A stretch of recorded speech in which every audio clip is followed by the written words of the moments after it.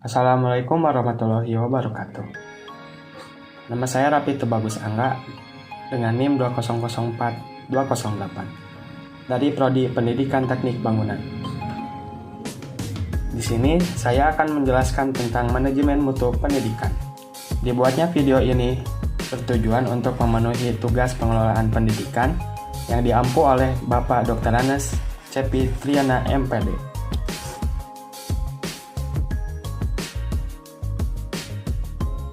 Yang pertama ada definisi manajemen mutu pendidikan. Manajemen mutu adalah suatu proses atau kerangka kerja dalam proses perencanaan, pengorganisasian, pengarahan, dan pengawasan usaha-usaha para anggota organisasinya, serta penggunaan sumber daya organisasi lainnya dalam mencapai gambaran atau karakteristik menyeluruh dari barang atau jasa yang menunjukkan kemampuannya dalam memuaskan kebutuhan yang diharapkan. Manajemen mutu pendidikan sering dikenal juga dengan Total Quality Management atau TQM. Untuk definisi Total Quality Management ialah sebagai berikut. Total Quality Management atau manajemen kualitas total adalah strategi manajemen yang ditujukan untuk menanamkan kesadaran kualitas pada semua proses dalam organisasi. Total Quality Management atau TQM adalah suatu pendekatan manajemen untuk suatu organisasi yang terpusat pada kualitas, berdasarkan partisipasi semua anggotanya dan bertujuan untuk kesuksesan jangka panjang melalui kepuasan pelanggan, serta memberi keuntungan untuk semua anggota dalam organisasi dan masyarakat.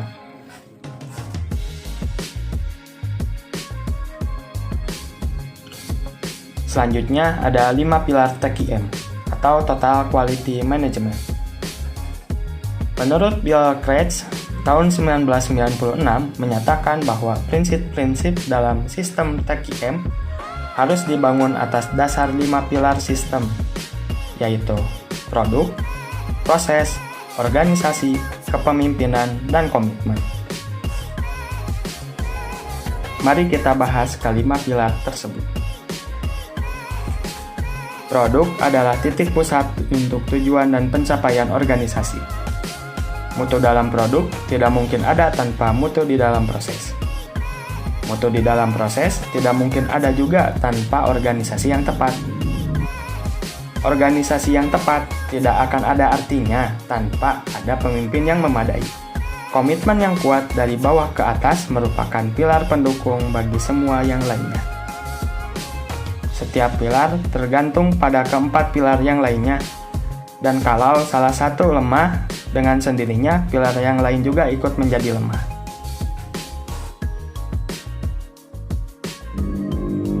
Selanjutnya ada ruang lingkup manajemen mutu pendidikan. Manajemen mutu pendidikan tidak akan lepas dari 3 model, yaitu input, proses, dan output. Yang pertama ada input dalam pendidikan.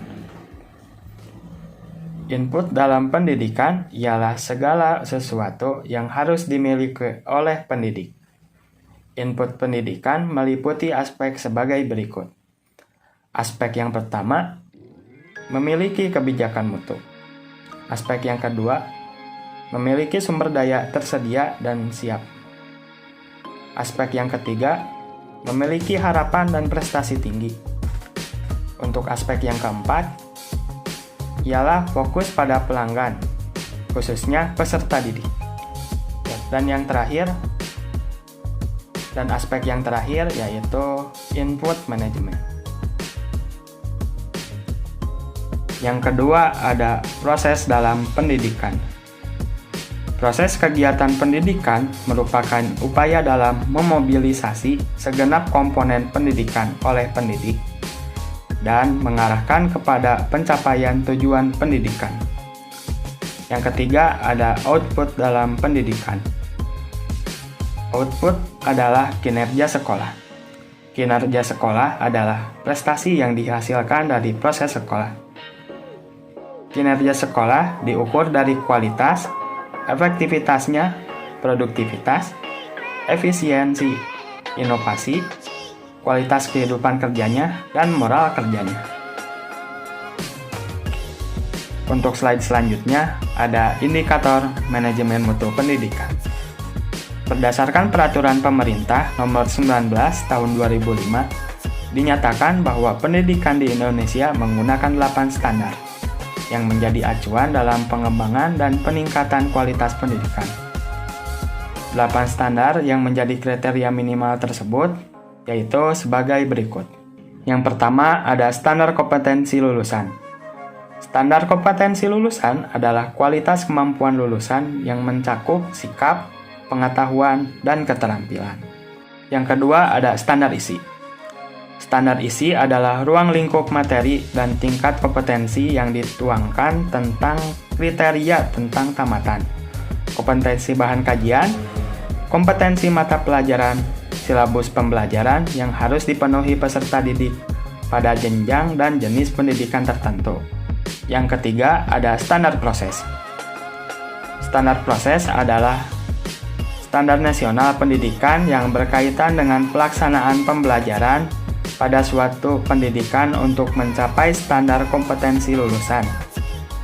Yang keempat ada standar pendidikan dan tenaga kependidikan.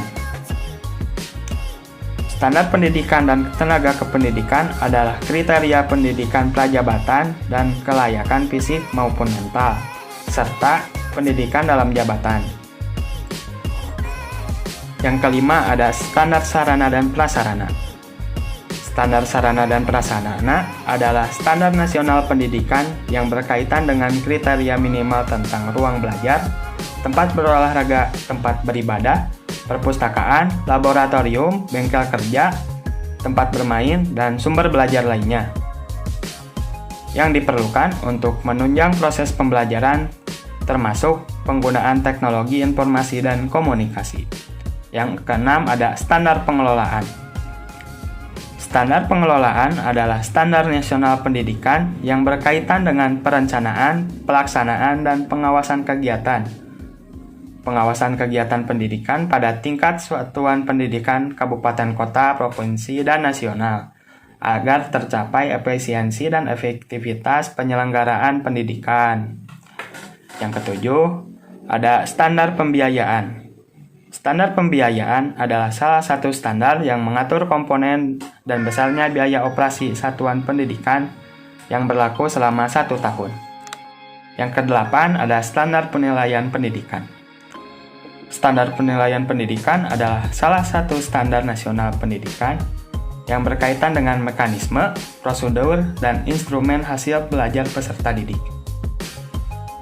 Standar nasional pendidikan berfungsi sebagai dasar dalam perencanaan, pelaksanaan, dan pengawasan pendidikan dalam mewujudkan pendidikan nasional yang bermutu, serta bertujuan untuk menjamin mutu pendidikan nasional dalam rangka mencerdaskan kehidupan bangsa yang bermartabat.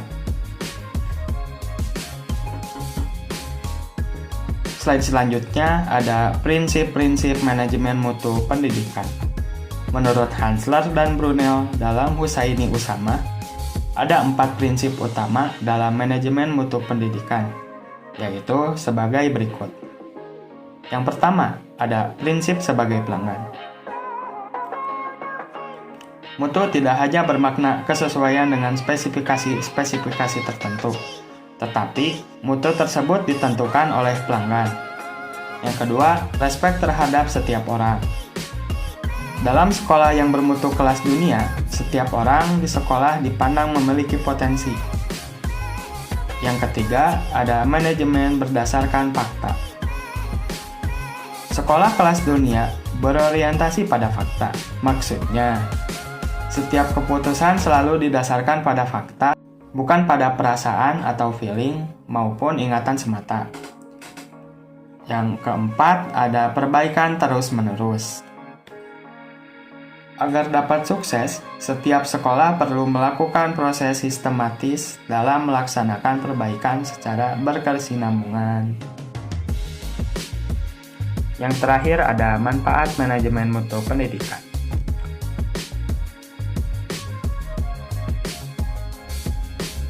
Terdapat 6 manfaat manajemen mutu pendidikan, diantaranya sebagai berikut. Yang pertama, terdapat perubahan kualitas pendidikan dan pelayanan. Yang kedua, staf lebih termotivasi, baik dalam kinerja kerjanya maupun dalam hal positif lainnya. Yang ketiga, produktivitas meningkat. Yang keempat, biaya turun. Yang kelima, kualitas lulusan semakin meningkat. Yang keenam, permasalahan dapat diselesaikan dengan cepat. Terima kasih atas perhatiannya. Mohon maaf bila ada kesalahan pengetikan atau kesalahan kata dalam penjelasannya. Saya akhiri, wassalamualaikum warahmatullahi wabarakatuh.